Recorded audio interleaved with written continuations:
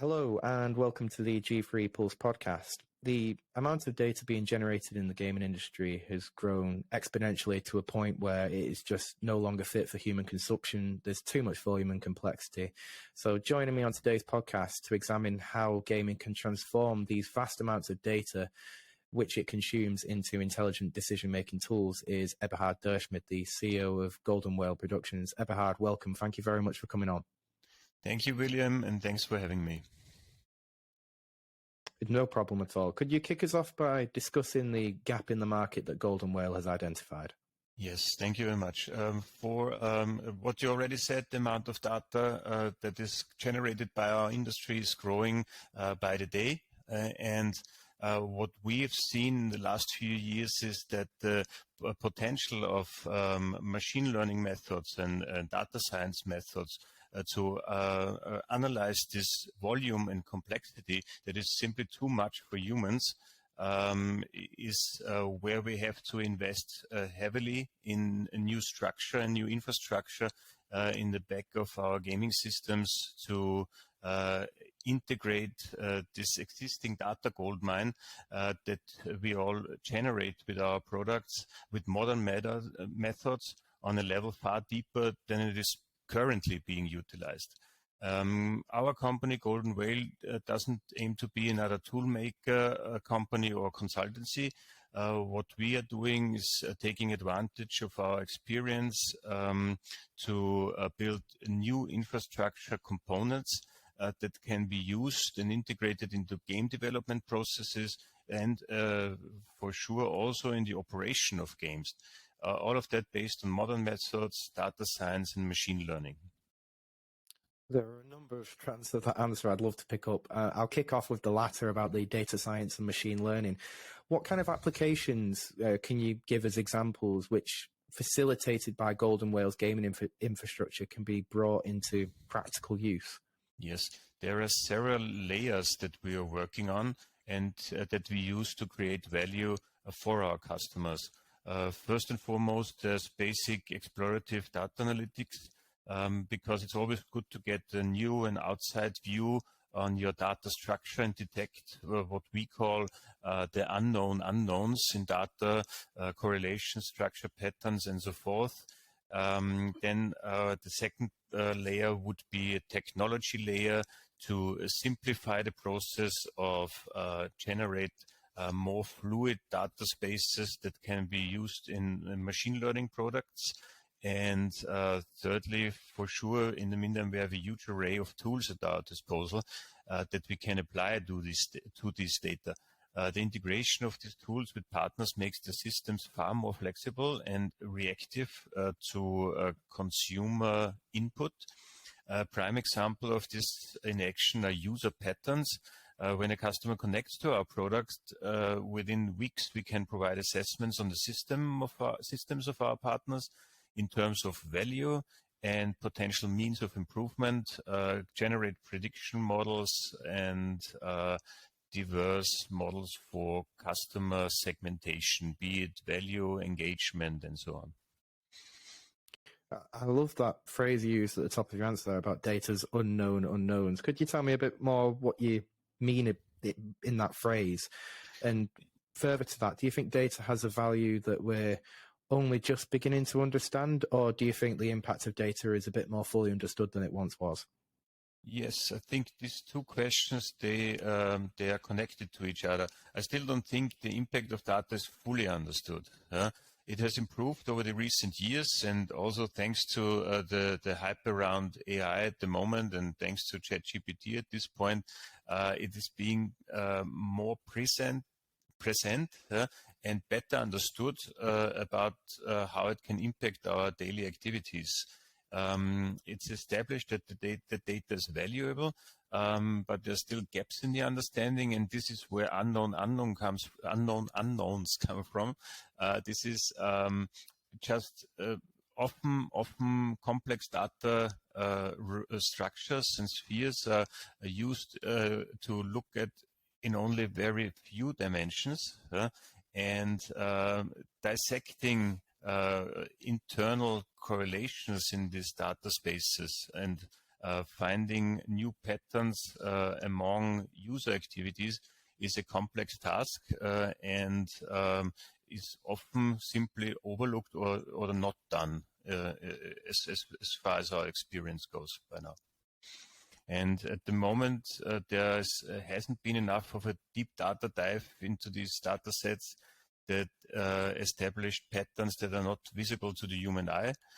And this is what we are aiming for, is greater understanding and efficiency increases that will be substantial in our industry. We're quite sure of that there's a lot of money on the street yet.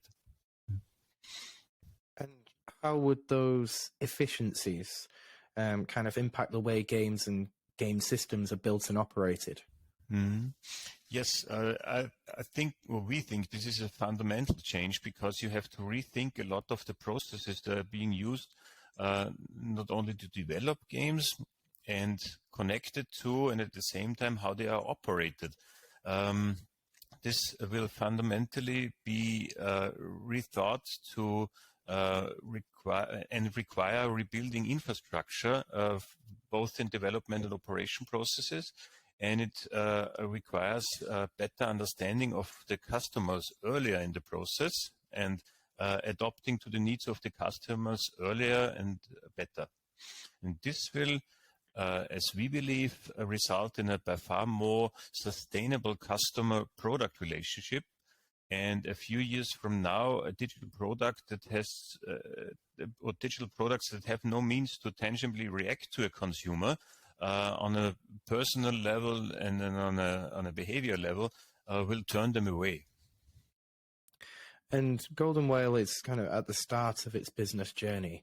What have been the challenges over the last year for yourself from both an organizational and a consumer perspective, getting the company off the ground? Yes, I think from an organizational perspective, the most important task was getting this team together we have now. And this is an achievement I'm personally really proud of. Between our team, we have an incredibly vast amount of experience in building and interacting with gaming software and data infrastructure. I think the combination we gathered here is very unique.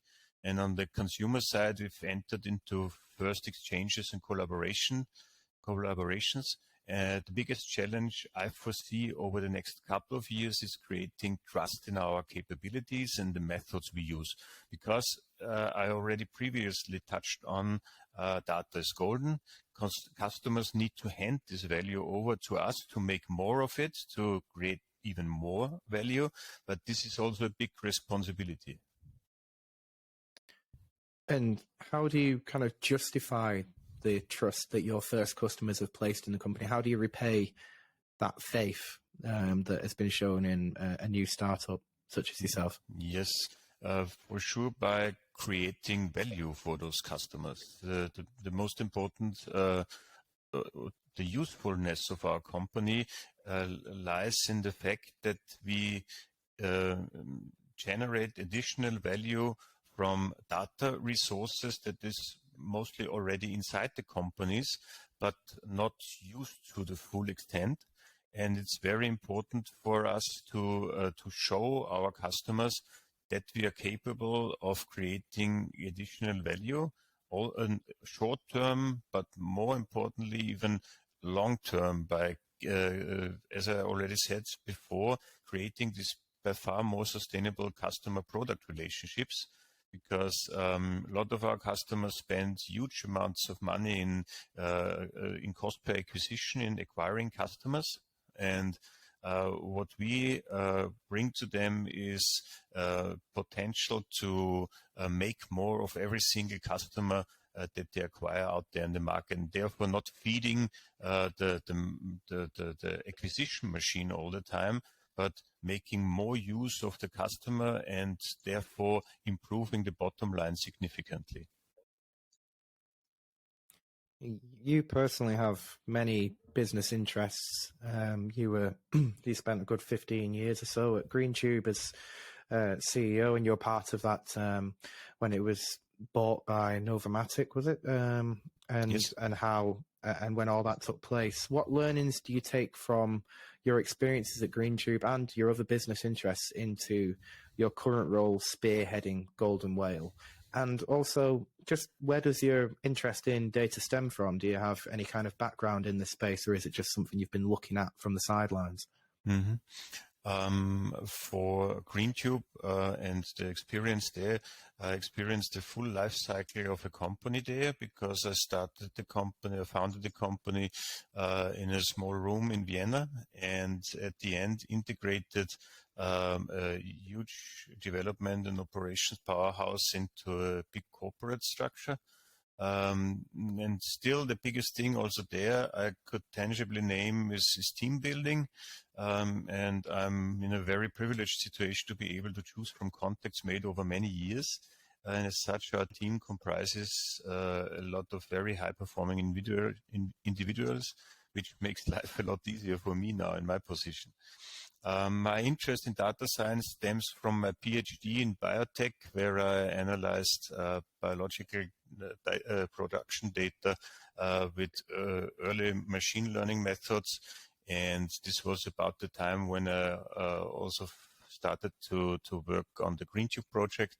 And it has always accompanied me the idea to combine the two fields. And seeing the advances in technology, in algorithms, and in methods in the machine learning field, I thought it was about time to do it now. And you've worked with your startups, as you said, for nearly 3 decades. You've worked in all different types of corporate structures. Where do you kind of get your satisfaction in it? Is it financial? Is it from working with young entrepreneurs? Is it through sharing operational experience? Is it through you've mentioned the word team a number of times on this call. Mm-hmm. Is it through kind of sharing experiences together? Just where do you draw your satisfaction?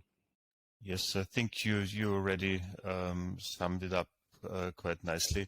It's working with these teams that perform so well. And in the end, it's very simple to I want to build products that work, create value, and push things to another level in operational quality. And seeing all of that come together, I enjoy very much. And the financial benefit that comes from getting this right is the confirmation that we are doing it right. So all this together, I would say. Oh, fantastic! I have no doubt, kind of watching Golden Whale from the sidelines, that it will grow into being a very sizable company. The data is just a space that needs mining, as we've said on this call. So thank you very much for coming on. I'm sure we'll have plenty more chats in the future. And thank you for making your kind of G3 Pulse podcast debut. Thank you very much. Thanks for having me again.